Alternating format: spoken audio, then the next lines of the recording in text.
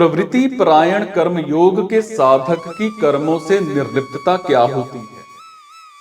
भगवान कहते हैं कि जिसका शरीर और अंतःकरण अच्छी तरह से वश में किया हुआ है, जिसने सब प्रकार के संग्रह का प्रतित्याग कर दिया है, परित्याग कर दिया है, ऐसा इच्छा रहित कर्मयोगी सिर्फ शरीर संबंधी कर्म करता हुआ भी पाप को प्राप्त नहीं होता। संसार में आशा या इच्छा, ये दोनों रहने के कारण ही शरीर, इंद्रियां, मन आदि वश में नहीं होते। कर्मयोगी में आशा या इच्छा नहीं रहती, सो उसके शरीर, इंद्रियां और अंतःकरण खुद वश में रहते हैं, और इनके वश में रहने से उसके द्वारा व्यर्थ की कोई क्रिया नहीं होती। और कर्मयोगी अगर सन्यासी है तो वो सारे प्रकार की भोग सामग्री के संग्रह का स्वरूप से त्याग कर देता है। अगर वो गृहस्थ है तो वो भोग बुद्धि से अपने सुख के लिए किसी भी सामग्री का संग्रह नहीं करता, और उसके पास जो भी सामग्री है उसको वो अपनी और अपने लिए ना मानकर संसार की और संसार के लिए ही मानता है, और संसार के सुख में ही उस सामग्री को लगाता है। अब भोग बुद्धि से संग्रह का त्याग करना तो साधक मात्र के लिए जरूरी है, और ऐसा निवृत्ति परक श्लोक गीता में और कहीं नहीं आया है। ध्यान योगी के लिए, ठीक है, और ज्ञान योगी के लिए परिग्रह का त्याग करने की बात जरूर आई है, परंतु उनमें भी ऊंची श्रेणी के परिग्रह त्याग की बात आई है, क्योंकि परिग्रह के साथ सर्व संबंध सिर्फ यहां आया है। भक्ति योग के लिए, भक्ति के योग के लिए भी बात आई है, पर वहां इसका अर्थ निवास स्थान में ममता आसक्ति से रहित होना है। अब कर्मयोगी में आशा, कामना, स्पृह, वासना आदि नहीं रहती। भोग सामग्री के संग्रह का त्याग करता हो, इतनी ही बात नहीं है, हालांकि वो अंदर से भी भोग सामग्री की आशा या इच्छा का त्याग कर देता है। आशा या इच्छा का सर्वथा त्याग ना होने पर भी उसका उद्देश्य इनके त्याग का ही रहता है। शरीर संबंधी कर्म, इनके दो अर्थ होते हैं, एक तो शरीर से होने वाला कर्म और दूसरा शरीर निर्वाह के लिए किया जाने वाला कर्म। शरीर से होने वाले कर्म की बात यहां पर आती है, जिसका मतलब है कि सारे के सारे कर्म सिर्फ शरीर, इंद्रियां, मन, बुद्धि के द्वारा ही हो रहे हैं, मेरा उनसे कुछ भी संबंध नहीं है। और ऐसा मानकर कर्मयोगी अंतःकरण की शुद्धि के लिए कर्म करते हैं, परंतु यहां आया श्लोक निवृत्ति परक है, और इसीलिए यहां उपयुक्त इन पदों का अर्थ शरीर निर्वाह मात्र के लिए किए जाने वाले जरूरी कर्म, खान पीन, शौच, स्नान आदि मानना ही उपयुक्त प्रतीत होता है। और निवृत्ति परायण कर्मयोगी सिर्फ उतने ही कर्म करता है जितने से सिर्फ शरीर निर्वाह हो जाए। जो कर्म करने या फिर ना करने से अपना किंचन मात्र भी संबंध रखता है, वो पाप को अर्थात जन्म मरण रूप बंधन को प्राप्त होता है, परंतु आशा रहित कर्मयोगी कर्म करने अथवा ना करने से अपना कुछ भी संबंध नहीं रखता, इसीलिए वो पाप को प्राप्त नहीं होता, अर्थात उसके सारे के सारे कर्म अकर्म हो जाते हैं। निवृत्ति परायण होने पर भी कर्मयोगी कभी आलस्य प्रमाद नहीं करता। आलस्य प्रमाद का भी भोग होता है, एकांत में यूं ही पड़े रहने से आलस्य का भोग होता है, और शास्त्र विरुद्ध और निरर्थक कर्म करने से प्रमाद का भोग होता है। और इस प्रकार निवृत्ति में आलस्य के सुख का और प्रवृत्ति में प्रमाद के सुख का भोग हो सकता है। सो आलस्य प्रमाद से मनुष्य पाप को प्राप्त होता है, परंतु बहुत कम कर्म करने पर भी निवृत्ति परायण कर्मयोगी में किंचन मात्र भी आलस्य प्रमाद नहीं आते।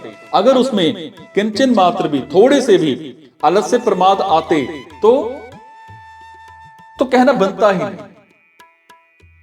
उसके शरीर, इंद्रियां और अंतःकरण संयत हैं उसमें, इसलिए उसमें आलस्य प्रमाद आ ही नहीं सकते।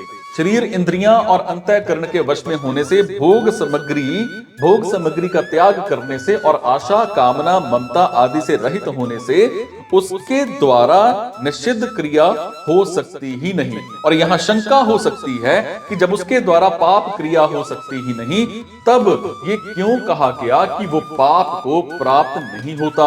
इसका समाधान ये है कि क्रिया मात्र के आरंभ में अनिवार्य दोष पाप पाए जाते हैं, परंतु मूल में असत्य के संग, कामना, ममता और आसक्ति से ही पाप लगते हैं। अब कर्मयोगी में कामना, ममता और आसक्ति होती ही नहीं, अथवा उसका कामना, ममता और आसक्ति का उद्देश्य ही नहीं होता, इसलिए उसका कर्म करने से अथवा ना करने से कोई प्रयोजन नहीं होता, और इसी कारण ना तो उसे कर्मों में रहने वाला आनुषंगिक पाप लगता है और ना उसे शास्त्र विहित कर्मों के त्याग का ही पाप लगता है। और दूसरी एक शंका हो सकती है कि भगवान ने सिद्ध महापुरुष को भी मतलब अपने लिए कोई कर्तव्य शेष ना रहने पर भी लोक संग्रह के लिए कर्म करने की प्रेरणा दी है। अपने लिए भी भगवान ने कहा है कि त्रिलोकी में कुछ भी कर्तव्य और प्राप्तव्य ना होने पर भी मैं सावधानी पूर्वक कर्म करता हूं। सो शरीर निर्वाह मात्र के लिए कर्म करने वाले कर्मयोगी को क्या लोक संग्रह के त्याग का दोष नहीं लगेगा? और इसका समाधान यह है कि कामना, ममता आदि ना रहने के कारण उसे कोई दोष नहीं लगता। हालांकि सिद्ध महापुरुष में और भगवान में कामना, ममता आदि का सर्वथा अभाव होता है, फिर भी वो जो लोक संग्रह के लिए कर्म करते हैं ये उनकी दया कृपा ही है, और वास्तव में वो लोक संग्रह करें अथवा ना करें इसमें वो स्वतंत्र हैं और इसकी उन पर कोई जिम्मेवारी नहीं है। और वास्तव में ये भी निवृत्ति परायण साधकों के लिए एक लोक संग्रह ही है, और लोक संग्रह किया नहीं जाता हालांकि होता है। तीसरी एक शंका यह भी हो सकती है कि भगवान ने सिर्फ अपने शरीर का पोषण करने वाले मनुष्य को पापी कहा है, और यहां कहते हैं कि शरीर निर्वाह मात्र के लिए कर्म करने वाला पाप को नहीं प्राप्त होता। दोनों का सामंजस्य कैसे हो? इसका समाधान यह है कि जब तक भोग बुद्धि है और कर्मों और पदार्थों में आसक्ति बनी हुई है तब तक कर्म करने अथवा ना करने से पाप लगता ही है। इसीलिए मतलब उस कर्मयोगी में भोग बुद्धि नहीं है और कर्मों और पदार्थों में आसक्ति भी नहीं है। सो सर्वथा निर्लिप्त होने पर उसे कर्म करने या फिर ना करने से बिल्कुल भी पाप नहीं लगता। अब मान लें अगर सांख्य योगी का मतलब कुछ भी मान लें तो क्या आपत्ति है, क्योंकि इसमें आए सारे के सारे लक्षण सांख्य योगी में घटते हैं। पहली बात तो यह है कि यहां कर्मयोग का प्रसंग है, इसलिए यह श्लोक मुख्य रूप से कर्मयोगी का ही है। और दूसरी बात, सांख्य योगी अपने को कर्ता मानता ही नहीं, उसमें मैं कुछ भी नहीं हूं ऐसा स्पष्ट विवेक रहता है, फिर उसके लिए कर्म करता हुआ भी पाप को नहीं प्राप्त होता, ऐसा कहना कैसे बन सकता है? अब कर्मयोग के साधक में वैसा स्पष्ट विवेक जागृत ना होने पर भी उसका यह निश्चय रहता है कि मेरा कुछ नहीं है, मेरे लिए कुछ नहीं चाहिए और मेरे लिए कुछ नहीं करना है। चाहे वो गृहस्थ आश्रम में हो अथवा संन्यास आश्रम में, जिसमें इतना विवेक नहीं है, पर इन तीन बातों का निश्चय पक्का है, वो कर्मयोगी ही है, चाहे वो गृहस्थ आश्रम में हो अथवा संन्यास आश्रम में।